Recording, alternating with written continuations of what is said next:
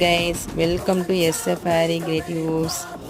என்னென்னா உங்களுக்கு நான் சின்ன டிப்ஸ் வந்து சொல்லிக் கொடுக்க போகிறேன். நெட் கிளாத் எப்படி அட்டாச் பண்ணுறதுங்க. ஃபஸ்ட்டு நெட் கிளாத்தை வந்து பின் வச்சு சுற்றி பின் குத்திக்கங்க. அதுக்கப்புறம் செயின் ஸ்டிச் கொடுத்துட்டு ஜிக்ஜாக் ஸ்டிச் கொடுக்கணும். செயின் வித் ஜிக்ஜாக் ஸ்டிச்சை கொடுத்த பிறகு நம்ம அந்த பின்னை ஃபுல்லாக ரிமூவ் பண்ணிவிட்டு சுற்றி உள்ள அந்த கிளாத் பார்த்தீங்கன்னா நெட் கிளாத்து அதை வந்து கத்திரிக்கோலை வச்சு கட் பண்ணி எடுக்கணும். இப்போ நான் எடுத்துகிட்டு இருக்கேன் பார்த்தீங்களா, அதேமாதிரி என்ன பண்ணணும், சுற்றி உள்ள அந்த நெட் கிளாத்தை நம்ம எடுக்கணும். பார்த்து பொறுமையாக ஹேண்டில் பண்ணணும், டேமேஜ் ஆகாத மாதிரி செய்யணும். அப்போ நம்ம போட்டதுக்குலாம் வேஸ்ட் ஆகிடும். நம்ம அவசரப்பட்டு பண்ணோன்னா பொறுமை தேவையில்லை. எடுத்த பிறகு ஃப்ரேமை வந்து திருப்பி போடணும். அந்த போட்டு நான் இப்போ கட் பண்ணுற பார்த்தீங்கன்னா அந்த துணியை, ஜாக்கெட் துணியை, அந்த துணியை மட்டும் நம்ம கட் பண்ணணும்.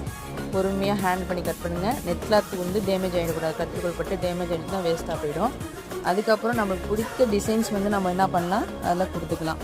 உங்களுக்கு இதேமாரி ஆரி கூட கற்றுக்கணுன்னு ஆசைப்பட்டீங்கன்னா இந்த வாட்ஸ்அப் நம்பருக்கு மெசேஜ் பண்ணுங்கள். தேங்க்ஸ் ஃபார் வாட்சிங்.